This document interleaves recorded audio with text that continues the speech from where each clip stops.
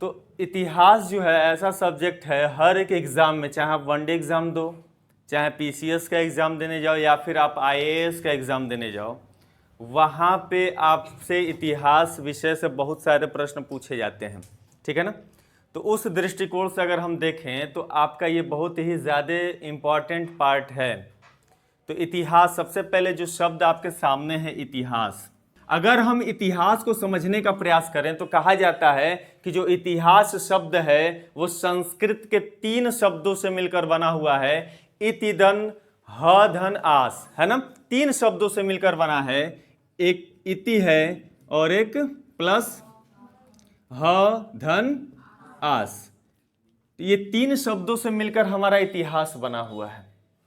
इति का मतलब होता है ऐसा ही, इति का मतलब ऐसा ही। ह का मतलब होता है निश्चित रूप से हुआ, ह का मतलब निश्चित, निश्चित रूप से हुआ। और आस का मतलब होता है था। यानी कि इतिहास शब्द में ही इतिहास की परिभाषा छिपी हुई है ना। देख रहे हैं, इति का मतलब होता है ऐसा ही, ह का मतलब होता है निश्चित रूप से हुआ और आस का मतलब था।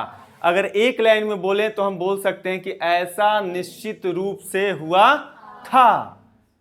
मतलब इतिहास में हम उन चीजों को पढ़ते हैं या उन घटनाओं का अध्ययन करते हैं जो निश्चित रूप से हो चुके हैं, घटित हो चुके हैं, घट गए हैं वो घटनाएं, उन्हीं का अध्ययन हमारा क्या कहलाता है, इतिहास कहलाता है। इतिहास को हम इंग्लिश में कहते हैं हिस्ट्री बोलते हैं। एक शब्द आता है हिस्टोरिया, क्या आता है, हिस्टोरिया। एक शब्द आता है हिस्टोरिया। ये जो शब्द हिस्टोरिया है, हिस्टोरिया ग्रीक शब्द से मिलकर बना हो, ग्रीक शब्द है। ये कौन सा शब्द है, ग्रीक शब्द है। और ये ग्रीक क्या होता है बाबू, ये हिस्टोरिया ग्रीक शब्द मैंने कहा तो ग्रीक का मतलब क्या होता है, ग्रीस एक देश है ना, और उस देश की भाषा में हिस्टोरिया बोला जाता है। बात समझ में आ रहा है, तो उस देश की भाषा है। तो हिस्टोरिया का मतलब होता है, ग्रीस के शब्दों में अगर हम देखें, भाषा में देखें तो कहता है सत्य का अन्वेषण करना। हिस्टोरिया का अर्थ क्या निकल के आता है, सत्य का अन्वेषण करना। इसका अर्थ निकल के आता है सत्य का अन्वेषण, अन्वेषण करना। तो सत्य का अन्वेषण करना इसका अर्थ आता है हिस्टोरिया का। तो हिस्टोरिया में क्या होता है, सत्य का ही तो अन्वेषण होता है, इन्वेस्टिगेशन होता है ना। जो बीत गई हैं चीज़ें उन्हीं का हम धीरे धीरे सर्च करते हैं, रिसर्च करते हैं, इन्वेस्टिगेट करते हैं, चीज़ों को खोजने का प्रयास करते हैं।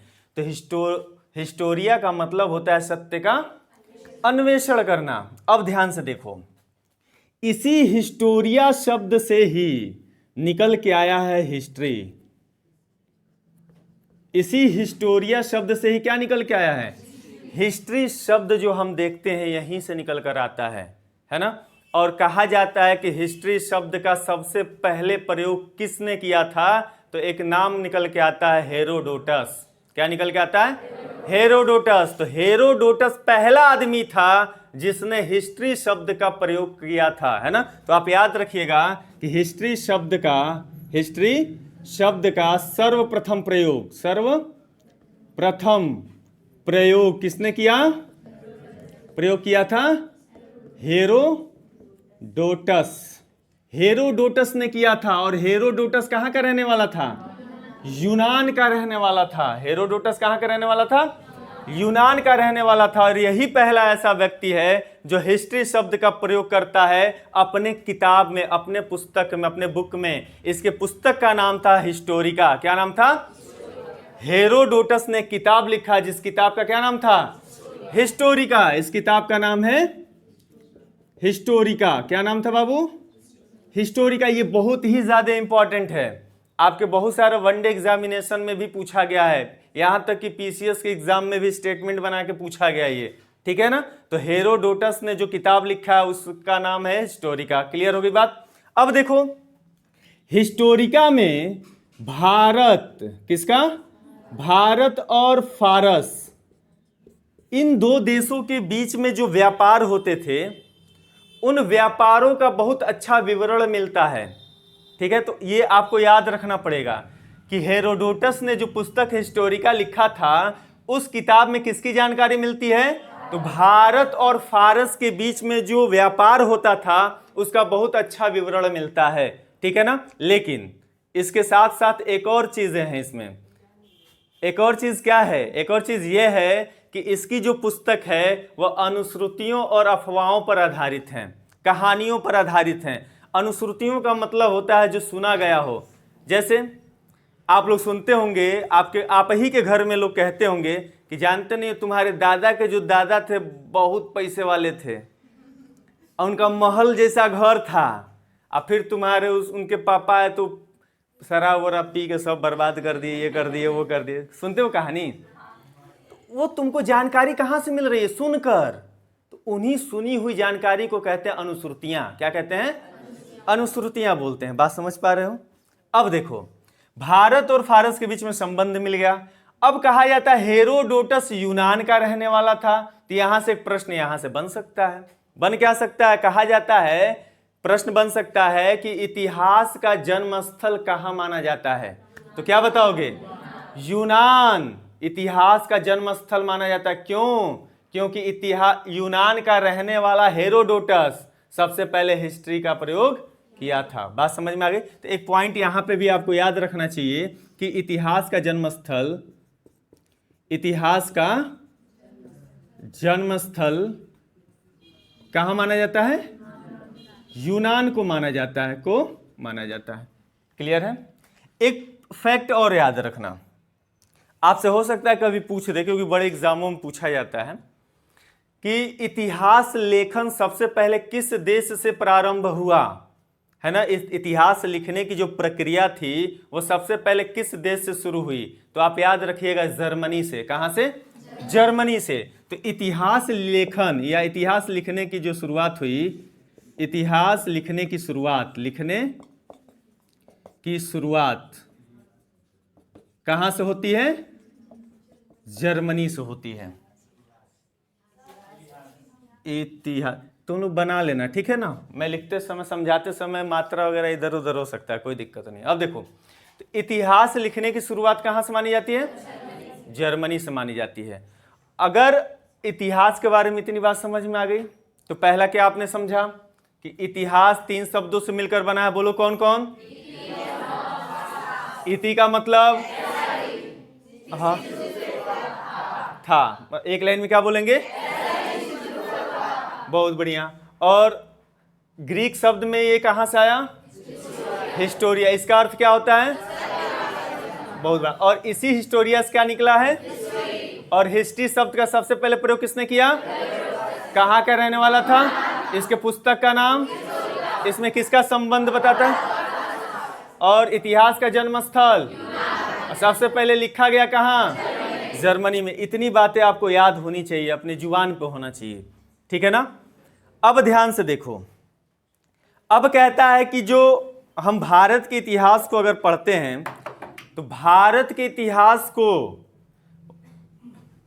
वर्गीकरण या क्लासिफिकेशन करने की बात आती है तो एक बहुत ही बड़े इतिहासकार का नाम आता है जिसका नाम था जेम्स मिल। क्या नाम था? जेम्स मिल। ब्रिटिशियस था, ये ब्रिटेन का था, अंग्रेज था। इसने भारत के इतिहास को बांटने का काम किया था, है ना। तो वो हम लोग बाद में पढ़ेंगे उसके बारे में। थोड़ा सा यहाँ पे थोड़ा सा बता देता हूं मैं आपको। तो एक नाम आता है जिसका नाम था जेम्स मिल। तो जेम्स मिल ने एक पुस्तक लिखा था जिस पुस्तक का नाम था हिस्ट्री ऑफ ब्रिटिश इंडिया। क्या नाम था? History of British India. ये इसका किताब था, है ना, जेम्स मिल का। इसने क्या किया? भारत के इतिहास को 3 हिस्सों में बांट दिया था। कितने हिस्सों में बांटा था? 3 हिस्से में बांटा था और कहा कि जो पहला हिस्सा है वो हिंदू काल है। 3 काल खंडों में बांटा। पहला कौन सा? हिंदू काल। दूसरा था इस्लाम काल। और जो तीसरा था वो था आधुनिक काल। क्या था? आधुनिक काल। ये सुन के आप लोगों को बड़ा उटपटांग लग रहा होगा। सबसे पहले जेम्स मिल आया और इस आधार पे इतिहास को बांट दिया। ठीक है, तुमको जाना है, आज लैब है, ठीक, आज चलेगा क्लास, ठीक है।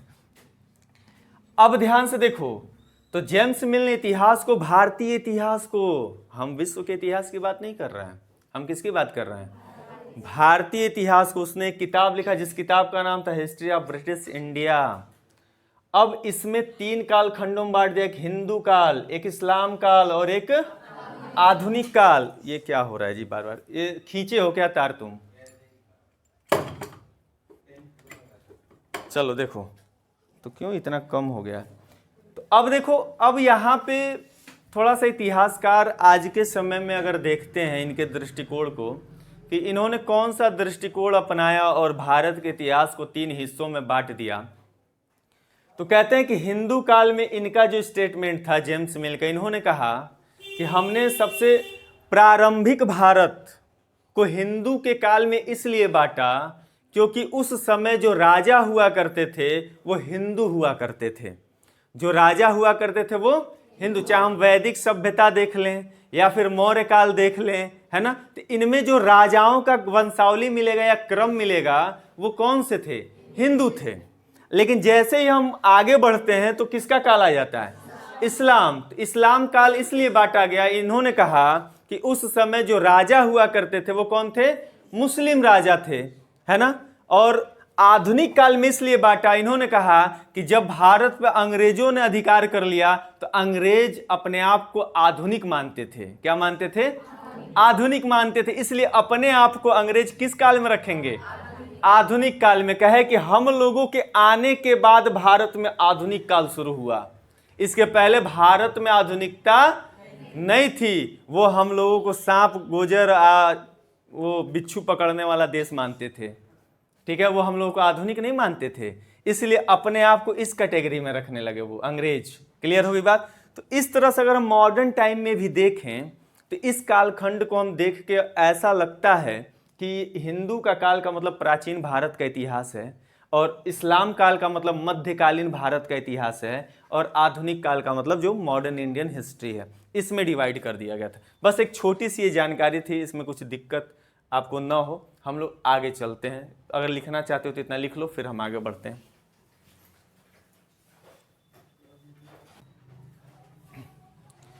अब देखो, इतिहास में हमने देखा जेम्स मिल ने बांटा, लेकिन बाद में जो हमें पढ़ना है, हमें एग्जाम पॉइंट ऑफ व्यू से पढ़ना है ना। हम एकेडमी, बार बार कहता हूँ ये बात, हम एकेडमी पढ़ने नहीं आए हैं कि हमको बीए का एग्ज़ाम देना है। हमें बड़े बड़े एग्ज़ाम देना है, आईएएस का एग्ज़ाम देना है, पीसीएस का देना है, समीक्षा अधिकारी का देना है, बड़े एग्ज़ाम देने हैं। तो उस दृष्टिकोण से हम पढ़ेंगे ताकि वो एग्ज़ाम क्लियर हो, ठीक है ना। तो अब देखो, कहता है कि इतिहास का वर्गीकरण किया जाएगा, क्लासिफिकेशन ऑफ हिस्ट्री होगा। इसको बांटा जाएगा स्रोतों के आधार पे। किस आधार पे? स्रोतों के आधार पे बांटा जाएगा, सोर्स के आधार पे, ठीक है ना। तो स्रोतों के आधार पर, स्रोतों के आधार पर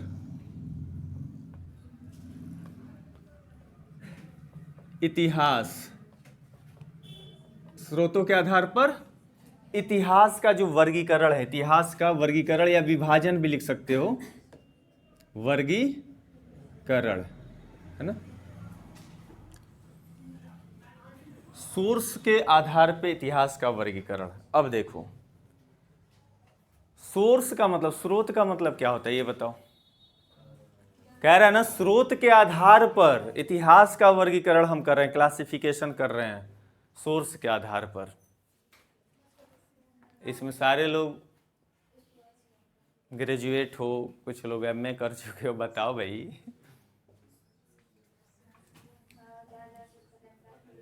वेरी गुड, जहां से हमें कुछ जानकारी मिलती है ना। जैसे अगर मैं कहूं जल का स्रोत, तो जल का स्रोत का मतलब जहां से जल हमें प्राप्त होता है वही जल का स्रोत है। तो स्रोत क्या हो सकता है? नदी हो सकता है। नदी हमारा जल का क्या है? स्रोत। कुआं हो सकता है, कुएं से भी जल प्राप्त कर सकते हैं हम। झील हो सकता है, झरना हो सकता है, सागर हो सकता है, महासागर हो सकता है। तो स्रोत का मतलब जहां से हमें जल मिले वही उसका स्रोत है, ठीक है ना। कोयले का स्रोत, कोयले का खदान जहां से कोयला मिलता हो। उसी तरह से इतिहास से संबंधित कुछ चीजें मिलेंगी और उसके आधार पे इतिहास का क्या कर दिया जाएगा, वर्गीकरण कर दिया जाएगा, बांट दिया जाएगा। तो कहता है कि स्रोत के आधार पे इतिहास को 3 हिस्सों में बांटा जाता है। कितने हिस्सों में? 3 हिस्सों में बांटा जाता है। जो पहला है उसको हम कहते हैं प्रागैतिहासिक काल। कौन सा? प्रागैतिहासिक काल, प्रागैतिहासिक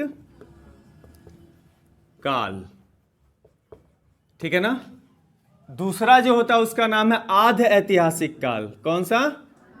आध ऐतिहासिक काल। और जो तीसरा है वो ऐतिहासिक काल, ऐतिहासिक काल। यहां से बहुत सारे प्रश्न बने हैं आपके एग्जाम में, तो थोड़ा सा केयरफुल होकर देखिए, लिखिए नहीं, समझिए। प्रागैतिहासिक काल को हम कहते हैं प्री हिस्ट्री, क्या बोलते हैं? और आधे ऐतिहासिक को कहते हैं प्रोटो हिस्ट्री, क्या बोलते हैं? Proto history. और ऐतिहासिक काल को बोलते हैं हिस्ट्री। तो इस 3 हिस्सों में हमने इतिहास को क्या कर दिया, बांट दिया। अब आइए समझते हैं कि स्रोत के आधार पर अगर बांटा है इतिहास को, बहुत बढ़िया, ये झुलुआ झुलाएगा आज हमको, चलो निकाल ही देते हैं। तो अगर हम स्रोत के आधार पे इतिहास को 3 हिस्सों में बांट दिए, पहला कौन सा है? प्रागैतिहासिक काल। दूसरा क्या है? आध ऐतिहासिक काल। तीसरा क्या है? ऐतिहासिक काल। तो अब हम ये देखने का प्रयास करेंगे कि इतिहास का वह हिस्सा जिसको हम प्रागैतिहासिक काल कह रहे हैं, तो प्रागैतिहासिक काल किसे कहते हैं, ये भी तो प्रश्न आएगा, है ना।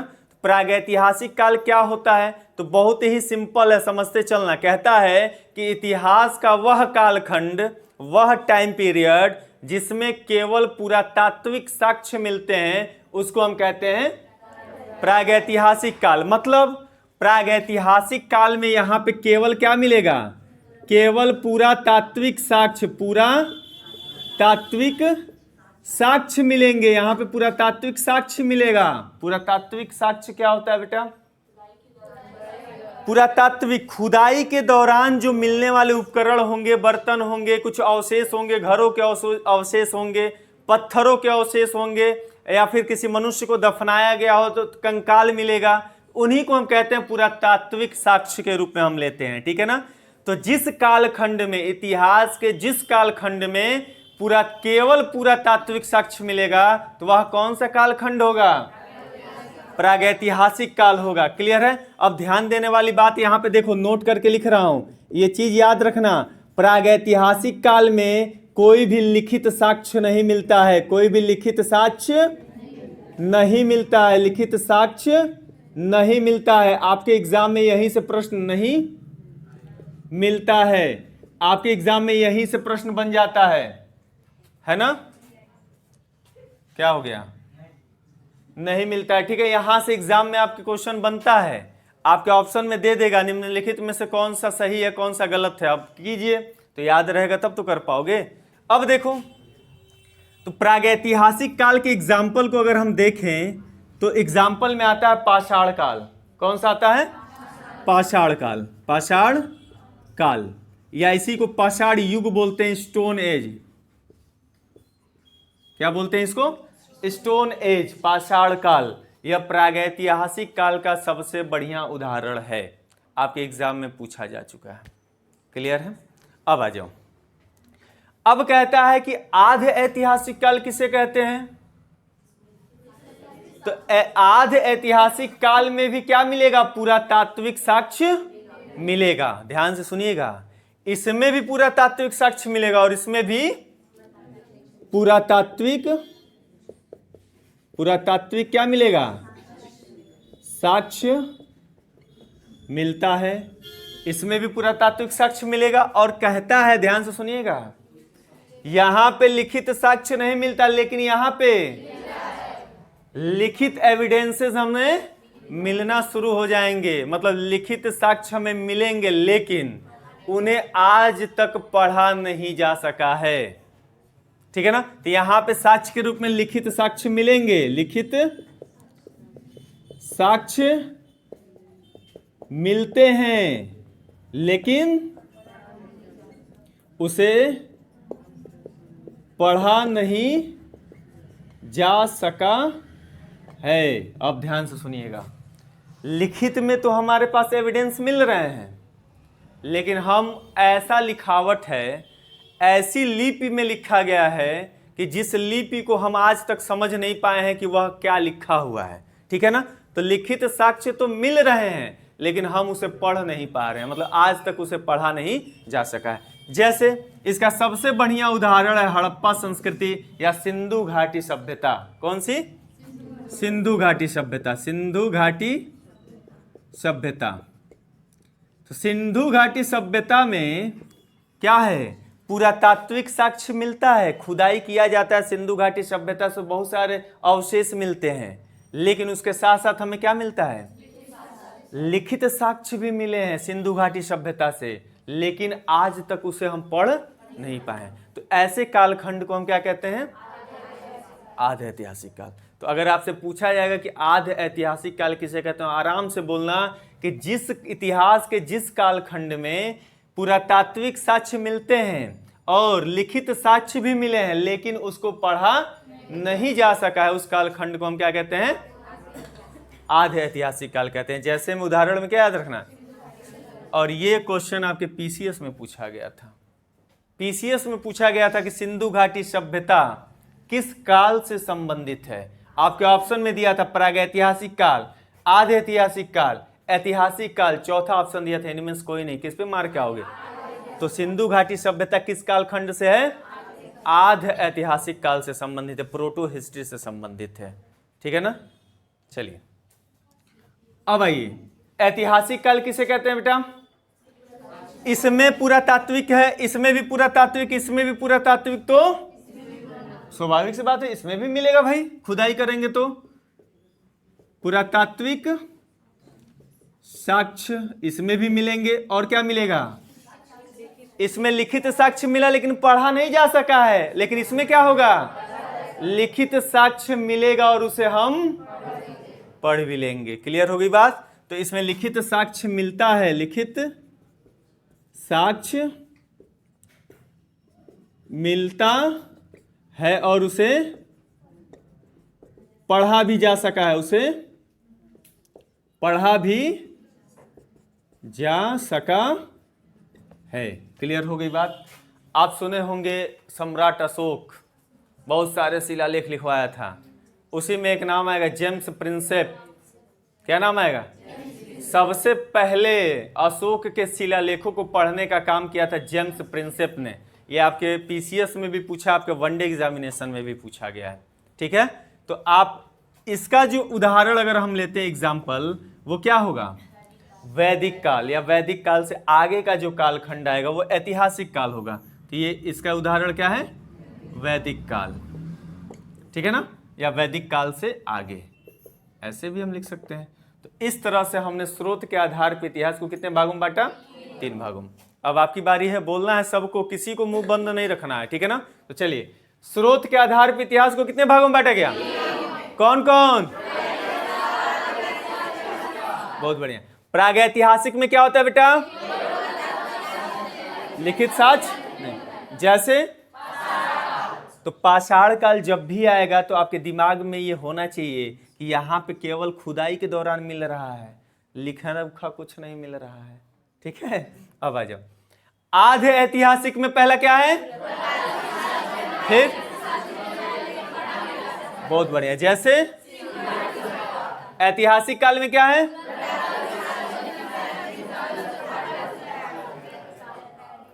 जैसे वैदिक काल से आगे की सभ्यता। अब ध्यान से सुनो, कहता है कि ऐतिहासिक काल में हमें पुरातात्विक साक्ष्य, लिखित साक्ष्य, और लिखित साक्ष्य के साथ साथ हमें वैदिक ग्रंथ भी मिलने शुरू हो जाते हैं। ठीक है ना। विदेशियों का विवरण भी मिलना शुरू हो जाता है। हम आगे पढ़ेंगे इतिहास में तो विदेशियों का विवरण, है ना, वैद्य धर्म ग्रंथ, ये सारी चीज़ों के बारे में पढ़ेंगे। तो फिलहाल में इसमें इतना आपको लिखना है, फिर आगे हम बढ़ते हैं। चलिए अब हम देखेंगे कि हमने स्रोत के आधार पर इतिहास को 3 हिस्सों में बांटा। अब हम देखेंगे कि जो प्रागैतिहासिक काल है, जो प्री हिस्ट्री है, इसको भी 3 हिस्सों में बांटा गया है। एक आएंगे इतिहासकार जिसका नाम है जर्गेनस थॉमसन। क्या नाम है? जर्गेनस थॉमसन आएंगे और प्रागैतिहासिक काल को 3 हिस्सों में बांट देंगे। कितने हिस्सों में बांट देंगे? 3 हिस्सों में। तो आइए हम उसको देख लेते हैं थोड़ा सा। क्यों? क्योंकि वहां से एग्जाम में प्रश्न बने, इसलिए हम देख लेते हैं। ठीक है ना? तो चलिए अब ध्यान से देखो, कहता है कि जो प्रागैतिहासिक काल है इसको 3 हिस्सों में बांटने का काम करेगा कौन? जर्गेनस थॉमसन। जर्गेनस थॉमसन। तो जर्गेनस थॉमसन ने प्रागैतिहासिक काल को 3 हिस्सों में बांटा। एक जो हिस्सा था उसका नाम है पाषाण काल। क्या नाम है? पाषाण काल, या इसी को पाषाण युग भी बोलते हैं। ठीक है ना? दूसरा जो काल था उसे कहते हैं कास्य युग। क्या कहते हैं? कास्य युग। और जो तीसरा था उसको कहते हैं लौह युग। क्या कहते हैं? लौह युग कहते हैं। ठीक है ना? इसको बोलते हैं स्टोन एज, इसको बोलते हैं ब्रॉन्ज एज, और इसको बोलते हैं आयरन एज। Iron age. ठीक है ना? तो इस तरह से जर्गेनस थॉमसन ने प्रागैतिहासिक काल को 3 हिस्सों में बांट दिया। एक स्टोन एज, ब्रॉन्ज एज और आयरन एज। ठीक है ना? और यह जो क्लासिफिकेशन हुआ था किसके आधार पे हुआ था? तो कहा जाता है उपकरणों के आधार पर। किसके आधार पर? उपकरणों के आधार पर। मतलब जब पुरातात्विक खुदाई हो रहा था, जब हम जमीन खोद रहे थे स्थलों का, है ना, और उन स्थलों से जो उपकरण हमें मिले हैं, उन उपकरणों के आधार पर हम प्रागैतिहासिक काल को 3 हिस्सों में देखते हैं। पहला क्या था? पाषाण, दूसरा कांस्य, और अब देखो, पाषाण का मतलब होता है पत्थर। पाषाण मतलब पत्थर, इसीलिए इसको इंग्लिश में स्टोन माने पत्थर होता है। स्टोन का मतलब पत्थर। तो पाषाण काल मतलब इतिहास का वह काल जो पत्थर था। उपकरण हम देखेंगे। क्या देखेंगे बेटा? इतिहास का वह कालखंड जहां पे उपकरण किसके मिले? पत्थर के बने हुए मिले हैं, मतलब पत्थर के उपकरण मिले हैं। उस कालखंड को क्या कहते हैं? पाषाण काल कहते हैं। क्लियर हो रही है बात? तो यहां पे उपकरण किसके मिलेंगे? पत्थर के उपकरण। पत्थर के उपकरण। तो जब पत्थर के केवल उपकरण मिलेंगे तो हमारा पाषाण काल कहलाएगा। अब कह रहा है कांस्य युग। कांस्य युग किसे कहेंगे? जहां पे उपकरण किसका मिलेगा? कांसा का बना होगा। किसका बना होगा? ब्रॉन्ज का बना होगा। और कांसा तांबा और टीन का मिश्रण होता है। कांसा किसका मिश्रण होता है? तांबा और टीन का मिश्रण। ये वनडे एग्जामिनेशन में पूछा गया है कि कांसा किसका मिश्रण होता है? तांबा और टीन का मिश्रण होता है। तो मैं यहां लिख दे रहा हूं, कांसा जो है तांबा प्लस टीन का मिश्रण होता है। ठीक है ना? तो जहां पे कांस्य युग किसे कहते हैं? जहां पे क्या मिलता है? कांसे से बने उपकरण मिलते हैं। कांसे से बने उपकरण। तो उस कालखंड को हम कहते हैं कांस्य युग। अब आयरन में बता दो, ये तो आसान है।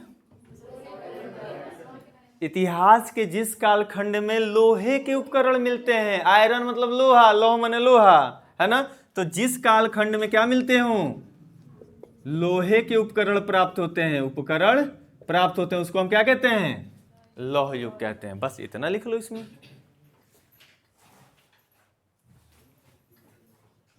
स्टार्ट हुआ। चलो अब आपकी बारी है, थोड़ा चिल्ला लो। रेडी हो? चलो बताओ, प्रागैतिहासिक काल को उपकरणों के आधार पे किसने बांटा? कौन कौन काल था? पाषाण काल में क्या था? कांस्य में कांसा किसका मिश्रण है? लौह युग में क्या था? ठीक है ना?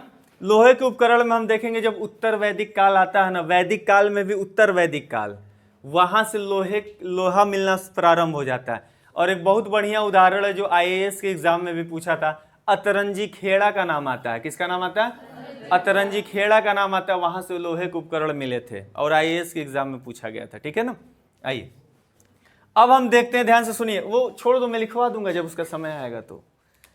अब कहता है कि हमने प्रागैतिहासिक काल को 3 हिस्सों में देखा, अब हम देखेंगे पाषाण काल को पकड़ेंगे और पाषाण काल का वर्गीकरण करेंगे उपकरणों के आधार पे। और यहां से प्रश्न बहुत सारे बने, इसलिए ये टॉपिक जो चलने जा रहे हैं बहुत ज्यादा इंपॉर्टेंट है। ठीक है ना। चलिए अब हम देखते हैं, पाषाण काल को लेंगे। ठीक है ना।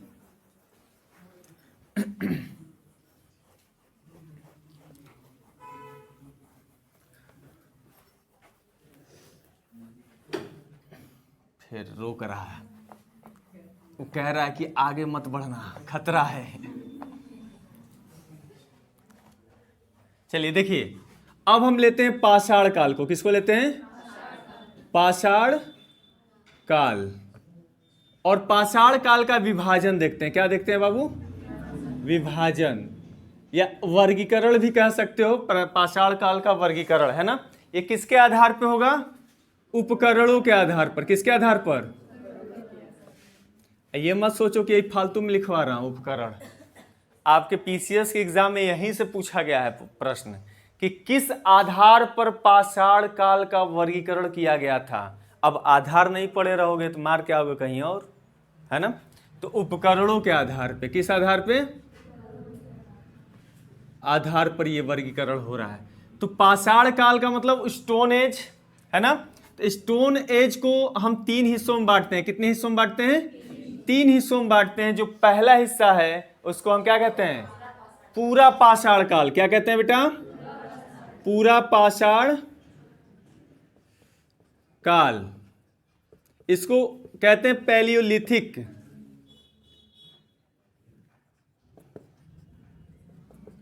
एज।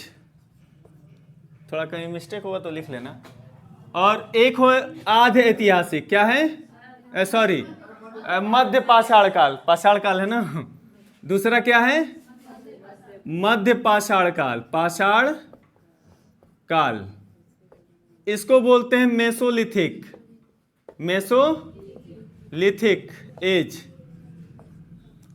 और जो तीसरा आता है उसको हम कहते हैं नौ पाषाण काल। नौ पाषाण काल इसको बोलते हैं न्यूलिथिक। क्या बोलते हैं? Neolithic age. ठीक है ना। तो हम उपकरणों के आधार पे पाषाण काल को 3 हिस्सों में बांट देते हैं। पहला कौन सा हिस्सा है? पूरा पाषाण काल, मध्य पाषाण काल और ये जो है आपका सबसे ज्यादा इंपॉर्टेंट है, मोस्ट इंपॉर्टेंट। यहां से बहुत सारे प्रश्न बने आपके एग्जामों में।